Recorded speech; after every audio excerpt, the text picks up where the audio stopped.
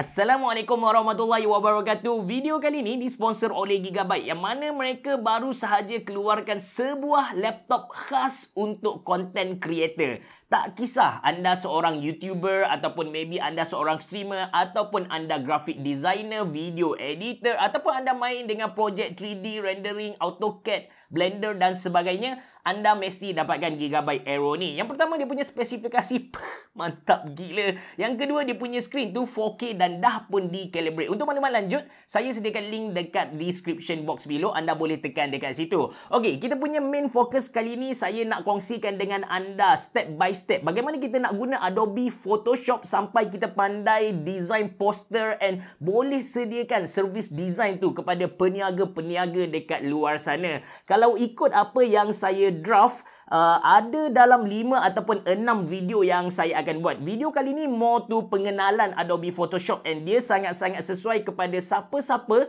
yang tak ada basic Adobe Photoshop. Tanpa berlengah lagi, anda bersama saya Ashraf Jeffrey dalam channel YouTube Mona Lisa. Kalau anda belum tekan butang subscribe, pastikan anda tekan butang subscribe dan juga button loceng yang ada dekat tepi dia.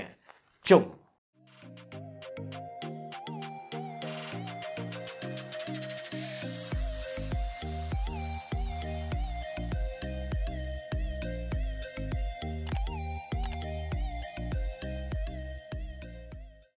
Okey, macam saya bagi tahu tadi yang ini adalah pengenalan kepada Adobe Photoshop. Apa yang anda akan dapat dalam video kali ini? Yang pertama, bagaimana kita nak create dokumen. Lepas tu dia punya interface macam mana. Dekat atas tu kita panggil apa. Kalau hilang dia punya workspace tu macam mana nak cari. Lepas tu dia punya tools bar. Lepas tu dia punya layer. Dan pada akhirnya nanti kita akan buat sikit lah teks dan juga main dengan dia punya background dan sebagainya. Untuk makluman anda juga, Adobe Photoshop ni adalah software yang berbayar secara bulanan. Kalau anda belum tahu lagi sama ada nak beli ataupun tak, maybe anda boleh download secara trial dekat Adobe itu sendiri. Anda boleh pergi dekat sini and anda search Adobe Creative Cloud. Katakan anda tak ada duit lah nak pakai Adobe ataupun maybe PC anda tak cukup power, anda boleh pergi dekat Photopea. Photopea ni kita kata alternatif lain untuk Adobe Photoshop. Dia ikut browser and dia 100% percuma. Dia punya interface lebih kurang sama dengan Adobe Photoshop. So,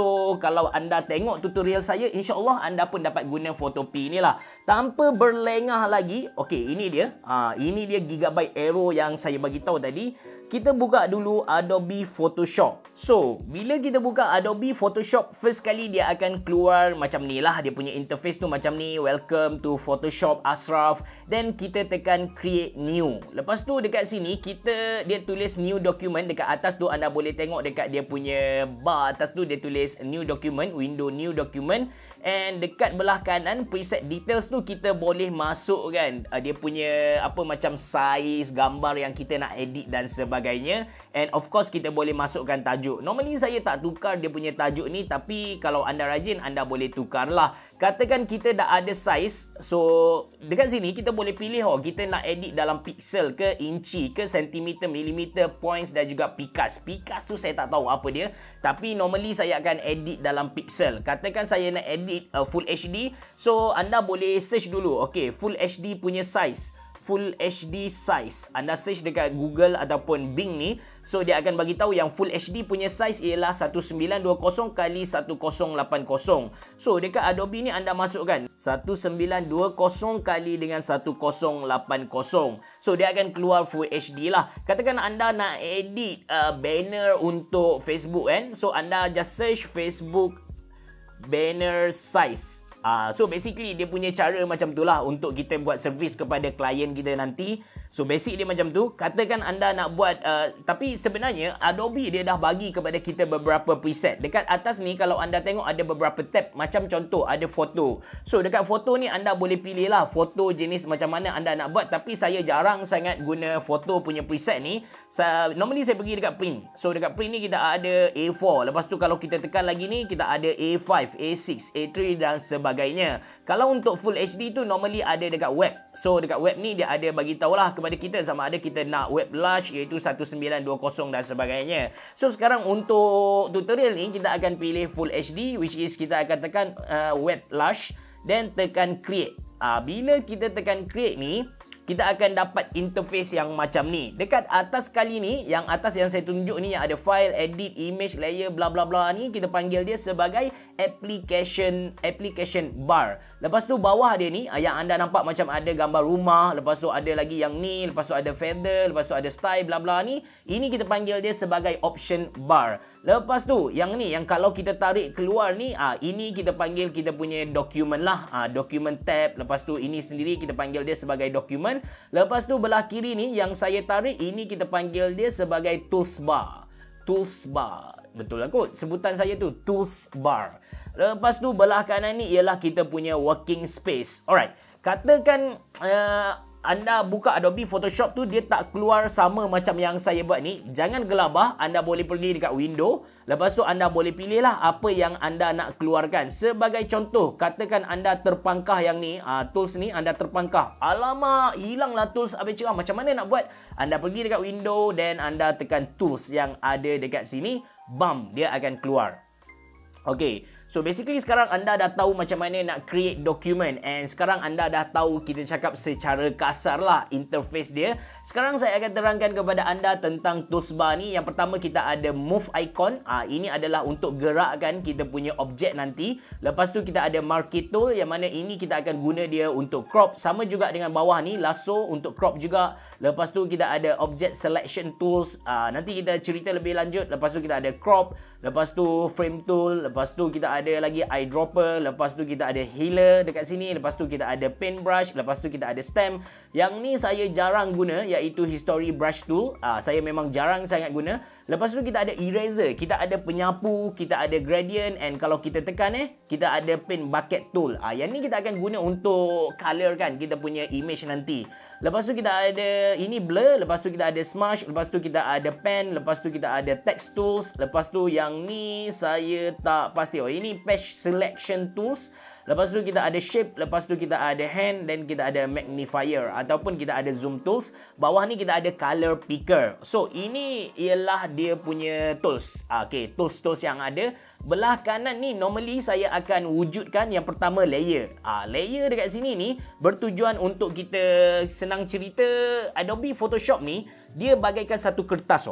So bila ada satu layer, bermaksud kita sedang edit dalam atas satu kertas. Tapi kalau kita buat layer yang baru, kita sedang edit di layer yang atas dia, di kertas yang atas dia. Tak apa, tentang layer ni saya akan buat satu video khas untuk terangkan dengan kepada anda dengan lebih detail. By that anda boleh faham betul-betul Adobe Photoshop ni. And pada akhirnya nanti, seriously saya berharap anda dapat buat satu poster, satu wallpaper yang mantap gila lah.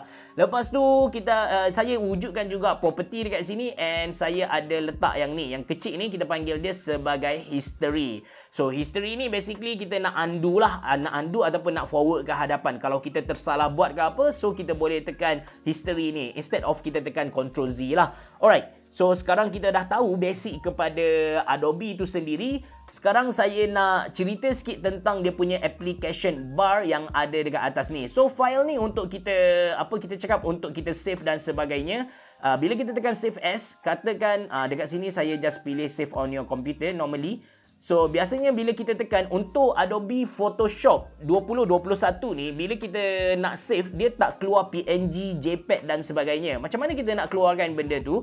Kita pergi dekat edit, lepas tu kita pergi dekat preference, kita buka dulu general. Lepas tu dekat sini kita pilih file handling and kita tekan enable legacy save as. Bila kita tekan macam tu, kita tekan balik save as and kita dah boleh keluarkan JPEG dan sebagainya. So itu perkara pertama yang saya perasan bila saya guna Adobe Photoshop 2021. Kalau sebelum ni dia automatic, kita boleh pilih PNG dan sebagainya. So sama juga, kita sekali lagi kita pergi dekat preference, dekat edit ni, kita pergi dekat edit, kita pergi dekat preference, kita pergi dekat general. So dekat sini pun kita boleh check benda-benda lain, macam contoh performance. Berapa gig RAM yang kita nak letak dekat Adobe Photoshop ni supaya proses editing tu jadi lagi smooth lah.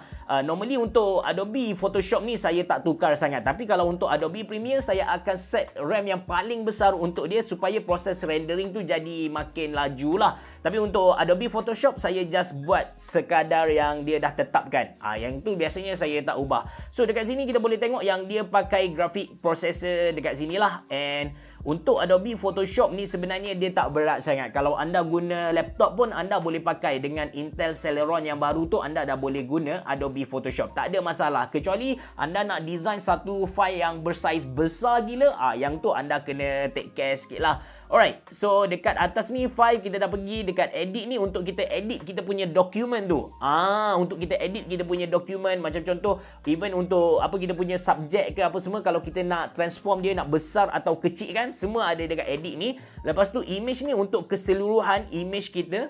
Maybe kita nak tukar warna orang, warna kulit kita nak tukar dia jadi warna hijau. Yang tu pun saya akan ajar anda, jangan risau. Cuma untuk video first ni saya just macam nak buat sekali lalu, by that anda boleh tahu apa yang saya cerita pada next video. So layer ni untuk kita control layer. Actually untuk layer ni saya tak guna sangat dekat dia punya tab dekat sini. Normally saya direct je dekat dia punya layer corner yang ada layer workspace tu. Lepas tu type ini pun saya jarang guna. Lepas tu kita ada select. Select ni memang biasa kita guna. Untuk Adobe Photoshop ni saya seriously recommend anda untuk belajar keyboard shortcut. Belajar guna keyboard shortcut. Anda boleh pergi dekat edit, lepas tu anda pergi dekat keyboard shortcut ni and anda boleh check apa keyboard shortcut yang anda boleh guna. Benda ni dia memang mempercepatkan lagi lah proses editing. So cuba belajar slowly, cuba guna keyboard shortcut. Lepas tu kita ada filter, yang mana filter ni untuk kita tambah efek dekat kita punya image dan sebagainya. Jangan risau, kita akan cerita pada next video. Lepas tu ada 3D view plugin window lah. And yang paling penting dekat sini yang anda kena hadam ialah dekat window ni lah. And dekat view ni pun ada juga yang saya selalu guna, which is saya akan keluarkan ruler, pembaris dekat sini. So kita tekan ruler, anda boleh tengok ada ruler dekat sini. So macam contoh kita boleh tarik dari ruler ni. Kejap, saya back. Dari ruler ni kita boleh tarik dia dekat mana kita nak buat. So untuk projek-projek macam kadang-kadang kita nak buat ada frame dekat tepi tu kan. So kita boleh tarik ruler ni. Alright. Lepas tu kita yang saya biasa guna juga ialah grid. So anda boleh pergi dekat view, lepas tu anda pergi dekat show, anda tekan grid. Katakan anda dah buat satu benda yang kita cakap mind blown. Mind blown tu maksudnya anda tersalah buat. Habis hilang. Anda punya tools pun hilang, anda punya layer pun hilang, semua hilang.